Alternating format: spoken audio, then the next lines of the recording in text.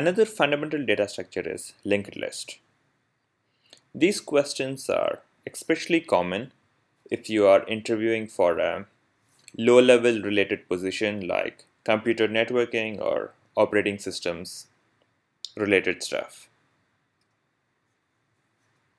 Unlike arrays, linked lists are stored at discrete locations. For example, the first node is stored at address 5000. The next node is not necessarily at 5001, but rather at a completely different location, such as 1000. The third node is again at a very different location, such as 2500. So the question is, how do we know which node is located where? To solve this problem, the first node keeps track of the address of the second node. The second node keeps track of the address of the third node. So essentially, this is like a train compartment where each compartment has a link to its next compartment. This leads to some fundamentally different properties as compared with arrays.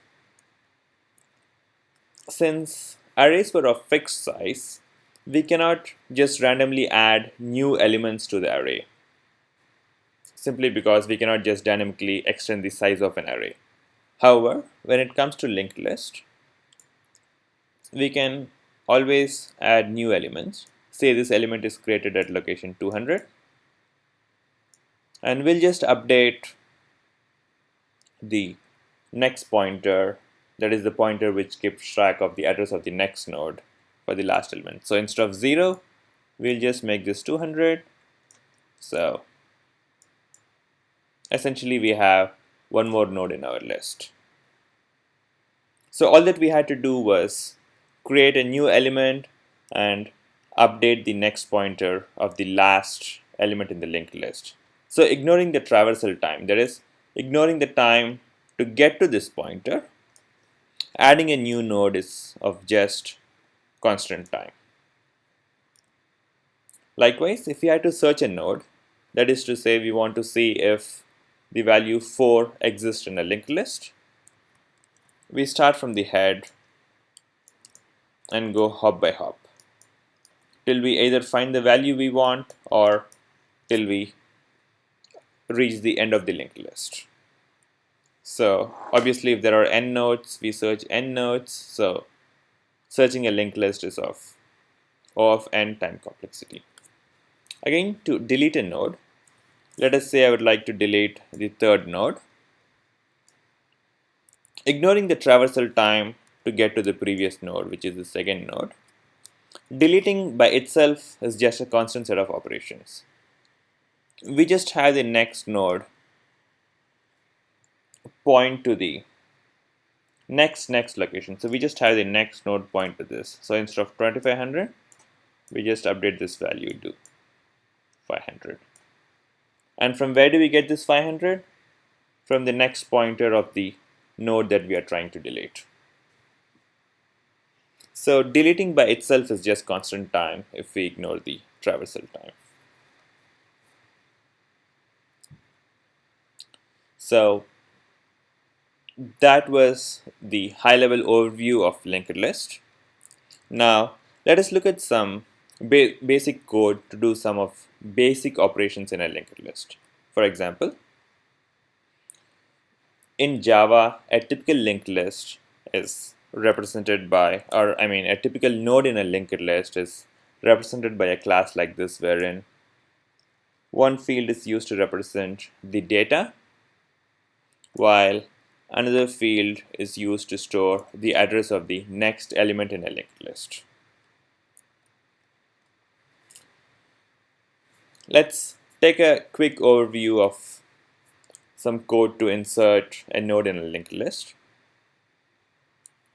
So the first time you try to insert a node in a linked list, obviously the head is null since we essentially don't have a linked list.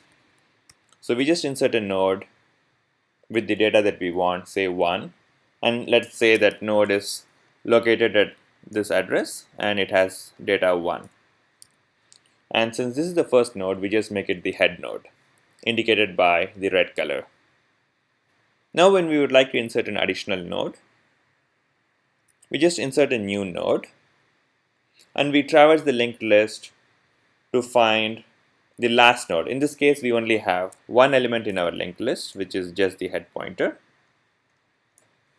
So we just update the next of the head pointer to point to the address of the new node.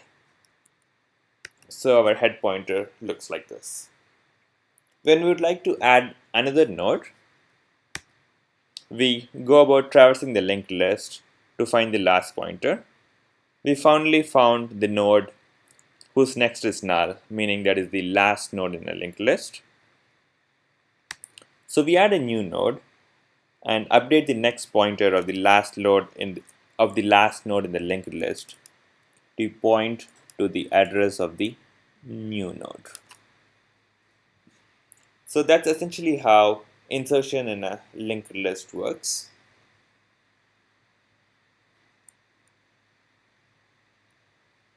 So this is some code to see how to perform another basic operation in a linked list, which is to delete a node.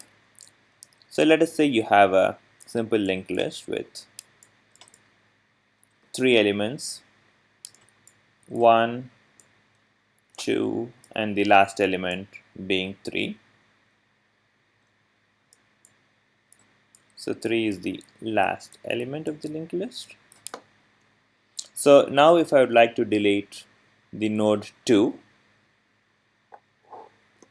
I start traversing the linked list from the head. Obviously, if head is null, there is no linked list. And if the node I'm trying to delete is itself the head, obviously the node next to the head would become the new head. So if had I been trying to delete 1, 2 would become the new head. But in our case, we are trying to delete 2. So while we don't reach the end of the linked list, we try to traverse the linked list and get to the node before the node that we want to delete. We don't try to actually get to the node that we want to delete, but the node before it. So in this case, we start from here, from head, and we see that nodes next dot data, which is the data of this node, is the data that we actually want to delete. And we simply move this pointer of the current node, that is the node before the node that we are actually trying to delete, to point to this element. And how do we get the address of this element? From node.next.next. That is this address is stored here in the next pointer of the node that we are trying to delete. So this would essentially make sure that the node with the given data is deleted. And then now it is time to take a look at some popular interview questions that are repeated very often.